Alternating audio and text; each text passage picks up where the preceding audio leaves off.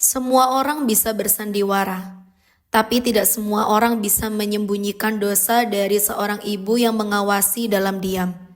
Saat suamiku berpura-pura sibuk kerja, ibuku diam-diam melihat tangannya sibuk swipe kanan di aplikasi kencan. Dan hari itu, dunia kami tidak pernah sama lagi. Jika kamu ingin tahu bagaimana sebuah pernikahan yang terlihat sempurna dari luar, ternyata rapuh karena satu aplikasi di ponsel, tonton cerita ini sampai akhir.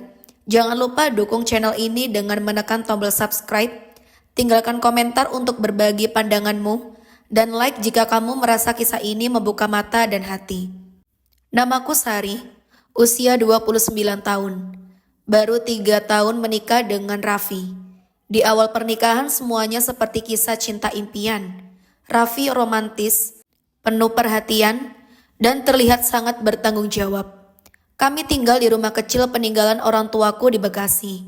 Karena saat itu ekonomi belum cukup untuk menyicil rumah sendiri, ibuku tinggal tidak jauh dari rumah kami. Sejak ayah wafat, beliau sering datang menginap semalam 2 malam.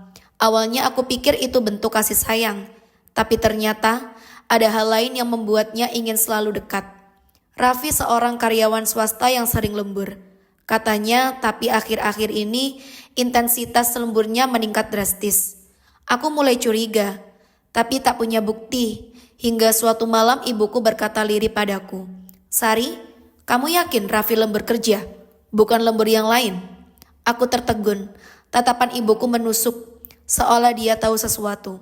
Aku belum berani bertanya lebih lanjut. Tapi dari situ aku mulai memperhatikan gelagat Raffi. Sering sembunyi-sembunyi pegang HP, tertawa sendiri, lalu buru-buru mengunci layar saat aku lewat. Aku mulai diam-diam mencatat jam-jam dia sibuk dengan HP. Dan memantau perubahan sikapnya, dia makin jarang menyentuhku, makin sering berkata, "Capek," saat pulang kerja. Tapi anehnya, kadang malam-malam dia masih aktif online. Dan aku belum tahu kalau semua akan terbongkar dari mata dan telinga yang tidak pernah kuperhitungkan ibuku sendiri. Beberapa hari setelah ibuku menyampaikan kalimat yang membuat hatiku mencelos, aku mulai menyadari sesuatu yang mengganggu. "Bu, kenapa ibu nanya gitu kemarin?" tanyaku pelan. Ibuku hanya menatapku datar. "Ibu ini perempuan juga, Sar. Mata perempuan kalau sudah curiga jarang meleset." Aku berusaha tenang. Raffi tetap berlaku seperti biasa. Tapi aku tahu kebiasaannya mulai berubah. Dulu kalau dia pegang HP, aku bisa ikut duduk di sampingnya. Sekarang, dia refleks menutup layar. Bahkan ke kamar mandi pun HP selalu dibawa. Puncaknya terjadi ketika satu sore tertidur di ruang tamu. HP-nya tergeletak di meja. Ibuku sedang menyapu dan tiba-tiba terdengar suara notifikasi. "Tara baru saja menyukai fotomu." Swipe ke kanan untuk mencocokkan. Ibuku berhenti menyapu, dia mendekat melihat layar. Aku yang datang dari tabur ikut melihat. Itu aplikasi kencan, aplikasi yang hanya digunakan oleh orang-orang yang sedang mencari pasangan. Hatiku gemetar. Malam itu aku tidak langsung mengkonfrontasi Raffi. Aku butuh bukti.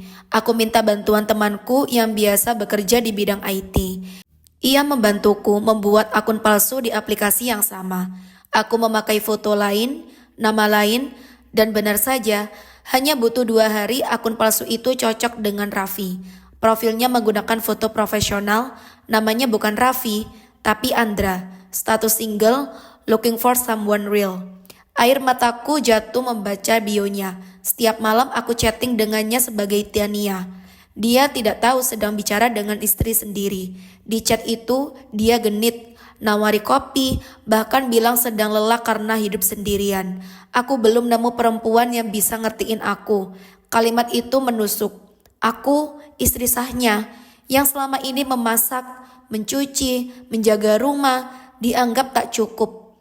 Aku bingung harus apa, tapi ibuku yang menyaksikan semua itu mengambil tindakan lebih dulu. Suatu malam, Raffi pulang kerja, ibu memintanya duduk. "Raffi, kamu sayang gak sama Sari?" Raffi kaget. "Sayang? Bu, kenapa?" "Kalau sayang, kenapa cari perempuan lain di aplikasi? Ibu lihat sendiri, Bahkan ibu tahu kamu chatting sama siapa. Wajah Raffi memucat. Ibuku menaruh HP-nya ke meja. Ada screenshot, ada rekaman suara dari aplikasi itu, dan ada tangkapan layar saat dia membalas pesan Tania. Kamu kira ibu buta teknologi? Jangan anggap remeh seorang ibu yang ingin melindungi anaknya. Aku hanya berdiri di sudut ruangan. Tubuhku gemetar, nafas tersenggal. Raffi menunduk lalu berkata, "Aku cuma main-main, cuma iseng." Ibuku menatap tajam. "Iseng? Coba kamu dibohongi begitu, masih bisa bilang iseng?" Setelah malam itu, Raffi mencoba meminta maaf. Dia bilang akan uninstall aplikasinya, akan berubah. Tapi luka itu terlanjur dalam. Aku tak langsung menggugat cerai, tapi hubungan kami berubah. Rumah jadi dingin, sentuhan jadi hampa. Aku mencoba terapi, bahkan kami sempat ikut konseling pernikahan. Tapi aku tahu hatiku sudah remuk. Setiap kali dia mengucap kata cinta, aku hanya ingat wajah-wajah perempuan yang ia swipe kanan. Sampai suatu hari, ibuku menatapku dan berkata, "Sari, kamu boleh memaafkan, tapi kamu juga berhak pergi." Butuh waktu 1 bulan untuk menguatkan hati, dan akhirnya di depan pengadilan agama, aku menggenggam map berisi berkas gugatan. Raffi menangis, tapi aku sudah tak bisa lagi menangis. Air mataku sudah kering. "Sari, aku cuma khilaf," katanya. "Bukan soal khilaf, Raffi, tapi karena aku sadar kamu tidak pernah benar-benar menjaga." 2 tahun berlalu, aku kini hidup bersama ibuku. Kami membuka usaha kecil-kecilan, berjualan kue. Setiap kali aku melihat pasangan muda, aku tersenyum getir. Tapi aku tak menyesal, karena saat dunia menggoyahkan rumahku, ibuku adalah tiang yang tak pernah roboh. Ibu, terima kasih sudah menjadi mataku saat aku buta oleh cinta. Pesan moral, kesetiaan bukan tentang tak tergoda, tapi tentang memilih untuk tak membuka pintu itu sama sekali. Dan seorang ibu akan selalu tahu jika anaknya sedang disakiti, bahkan sebelum luka itu menganga. Kesetiaan tidak butuh alasan. Ketidaksetiaan selalu punya alibi. Raffi berdalih cuma iseng untuk membenarkan pengkhianatan, padahal kesetiaan tidak mengenal ruang abu-abu. Hanya ada setia atau tidak. Kebohongan sekecil apapun akan tercium oleh hati yang tulus. Sari mungkin tak tahu, tapi ibunya bisa merasakan ada yang salah. Intuisi seorang ibu tak pernah main-main. Jangan meremehkan doa dan kepekaan seorang ibu. Mertua yang sering dianggap cerewet justru menjadi pelindung sejati ketika anaknya disakiti. Pernikahan tidak hanya butuh cinta, tapi juga integritas. Cinta bisa retak jika tak dijaga oleh komitmen dan kejujuran. Perempuan berhak pergi saat sudah tak dihargai. Maaf boleh diberikan, tapi tidak semua luka bisa disembuhkan. Saat tak ada lagi rasa aman, meninggalkan bukan berarti menyerah. Itu bentuk keberanian.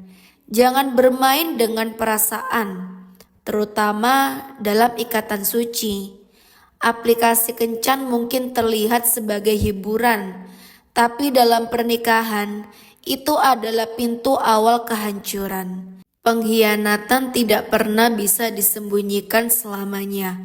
Sekuat apapun kamu menyembunyikan dosa, suatu saat akan terbuka. Seringkali dari arah yang tak disangka. Jika kisah ini menyentuh hati kamu, jangan lupa klik subscribe, like, dan tinggalkan komentar di bawah. Semoga kamu selalu dikelilingi oleh orang-orang yang jujur dan setia. Bagaimana menurutmu tentang kisah ini? Apakah kamu pernah mengalami hal serupa? Dihianati dalam diam oleh pasangan sendiri? Atau mungkin kamu pernah melihat orang terdekatmu menghadapi situasi seperti ini? Ceritamu bisa jadi pembelajaran bagi banyak orang di luar sana. Jangan takut berbagi ya, karena kamu tidak sendiri.